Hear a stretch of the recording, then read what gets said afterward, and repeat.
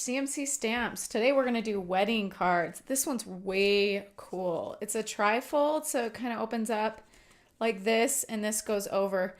And obviously this has the white underneath. But man, is it cool. Here it is, all finished with a ribbon across to keep it closed. And I already had pre-stamped some of the insides because I wanted to get to the nitty-gritty stuff, like where to score this. Like, for example, you're going to score twice right here, and you're going to want to know where to cut it. All right, let's get started. So I am going to show you how to score this baby. All right, so what I had done is I took a cardstock that is 8.5 by 11, and I cut it vertical. So I cut it at the 4.5, which would be halfway through 8.5. And that gives me 2 cards. Okay, then what you're gonna do is you're gonna take this and score it. I'm gonna move it around a little bit here. All right, so we are gonna score this at just barely under the 4.5 mark. So right here, I'm at the 4.5 mark. And the lighter one, if you can tell, yeah, you can see it just barely right there. The lighter one is your cutter or your scorer. Do not use your dark gray one. This baby cuts, so just put it out of sight, out of mind, okay? So we're at 4.5. We're gonna do a little score. And then I'm gonna come over to just before 9. You can see that on the screen. And then we're gonna score again. Hopefully I didn't shake too much, but see, I have 1 score line here, 1 score line here. All right, the next part is pretty cool. I'm gonna move this little baby out of the way. All right, I'm gonna show you one that I've already cut, but I wanted to show you how to place it all on your Big Shot machine. So I already cut one out right here. It's pretty nifty. We use these cool cutters. All right, and then what you're gonna need for your first time going through the Big Shot is your handy dandy, let me turn it around. Okay, so what you need is first layer, Big Shot platform. Mine got a little scuffed, but there's a thin die adapter you do next. And then you do this precision base plate, tells you how to use it, but always have your black part up, okay? And then you wanna make sure they're all aligned so that they don't hit as you go through. Now I'm gonna grab this little tab where I was scored at 9 off to the right, that little tab that's about 2 inches. I'm gonna use that. Okay, the first thing I'm gonna do is I'm gonna grab this top piece of the cutter that has all the cool intricate stuff in it. And I'm just going to center it up and down vertically and bring it pretty close to my line here, like that.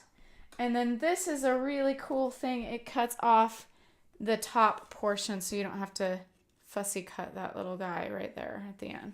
So then what I did with this one is you actually get pretty close, tight up to it. So about, right there. I'll give you a second to look at that. This is how you're going to run it through. And then this thing is so beat up because this is the one I use. Word to the wise, when you use your precision base plate, this is going to bend and fold, so get one that you can just keep beat up. So I would go like this and run it through my Big Shot. Now I already just did one so that we skipped that part. So I'm going to show you guys using the Big Shot how to do that cool little white part that goes underneath. Okay, so you need your magnetic platform, a plain cutter, which mine has been used a lot. Just making sure that you guys can see this. All right. All right, so I put my white down. And then basically what I'm doing is I'm using this as only a template to see where I want to put this. I'm putting this extremely close to the white and centered on the top and bottom of my white. And then I'm bringing this little guy across. Now what's cool is you do not need the base plate for just this portion, because I'm going to take off my intricate. It's magnetic, so it holds on there pretty nice. And then I'm going to leave that in place where it was at. Then, so that kind of just helped me get my placing. I'm going to put my clear on top, and the magnetic keeps it in place pretty nicely, and then just roll it all the way through. I'm going to try my hardest not to shake the table. And I'm almost done. See, it's not much resistance. Now, when you're doing the base plate, really intricate one, there's a little bit more resistance. You need some big muscles for that one, which don't worry, you'll develop over time, your crafty muscles. Okay, so see how that cut? So you just take off that piece, which you have right there, and you take off the top piece, which you can just throw it away. You don't need it. All right, so pretty much I already had one cut. Now what you have to do is once you go to align it on here like this, you just want to make sure that it's going to fit under there okay. If it's too long right here, you're going to have an issue. So like this one, I might just have to cut a tiny bit of white off on the end there with my cutter. Okay, so now you've seen how to do the top part and the bottom part. All right, what I do is I grab one of these little, I don't know what they're called. I'll put it up. But you grab this little tool here, or a toothpick works just great. And see all these extra little pieces in here? Sometimes you can, with your hand, just kind of move them around and get them taken out there. But I'm just going to poke each little piece out. Hopefully you can tell what I'm doing. I'm just poking just lightly on the piece, and it just comes right out for me. That's why the precision base plate is definitely worth purchasing. It saves you a lot of time, because otherwise you'd have to run this through your Big Shot several times, maybe with like a wax paper or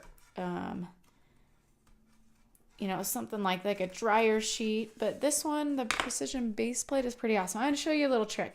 Sometimes you get little tiny bits of, I don't know, little extra pieces that fly away and don't come off. I just grab a brush across there, and then you're done. Let's just brush all this off. We don't need it. All right, so that is done. Oh, I did forget to mention, and I'm going to do it now, silly me. If you haven't made yours yet, I like to score like this with my bone folder. This side in and this side in this way. I like to do it ahead of time, make sure it's like gonna work, and then it's just a lot easier to go through, know exactly where you're gonna place this to cut. Okay? Alrighty, so before we go any further with that, I'm going to show you how I did the embossing part, which was pretty cool. So I waited till my flower was already cut out, and then I knew where it was going to be placed, and I even put something right there, you know. And then I pulled out my Versamark, my Emboss Buddy, and my gold embossing powder. And that's what we're going to use right now to do Marriage is a Journey. And what's happening with this one is this little tab right here is a little bigger than this. So just cut off a little tiny bit of extra navy on that so you don't have that problem. But we're just going to go ahead and put on our Emboss Buddy powder, get our Versamark marked up, and I'm using this Marriage is a Journey from Flourishing Phrases. Just want to show you it is one of 2 stamps. So that one's a pretty good one for some sayings. I end up using it all the time. So I am using Marriage is a Journey because it kind of just was the perfect fit. And I like the saying, I like the writing. And I'm getting a little Versamark on it. And since this little guy is going to, you know, fall somewhere around there, I'm going to have him up a little 2/3 towards the top and out a little ways on my left. And put it down. There you go. So it's kind of hard to see that image. Hopefully you can see it. Marriage is a Journey. But the cool part is when you use your Emboss Buddy. Now I've seen people use like plastic spoons and leave this in a container. I sometimes just pour it right from the little container itself. And I bought one of these cool trays. I'm not sure where I got it, but I love those trays because they're easy to put back in the container when you're done. And then I grab a small little brush and just make sure I got it all off. And since it's gold, it's a little tricky. All right, let's go ahead and move that out of the way. Always put your lid back on and put it back, all the powder back into the bottle when you're done. Okay, I'm bringing in this cool heat tool from Stampin' Up, and it's got 2 levels, 1 and 2. We're going to go straight up to 2. Let it heat up. Keep it kind of in the same spot. Once it starts turning, then you go all the way down.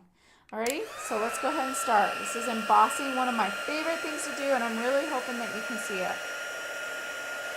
And you can tell when it changes. It definitely changes. Oh, there you go. I hope you can see that. It's so cool. So see how I went all the way to the end, made sure it was all really embossed. Beautiful. So that's the embossing part of it.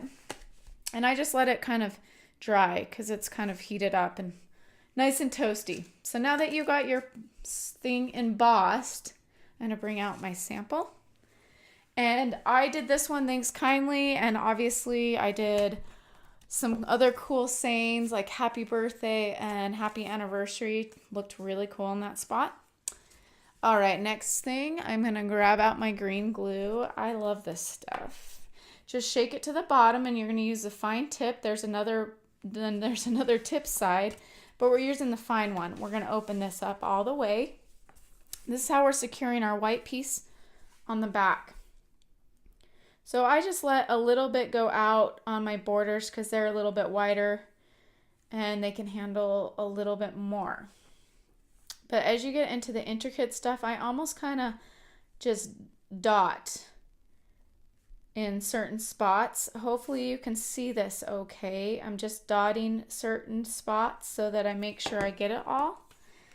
And then this is how I put it on. I kind of start from the bottom.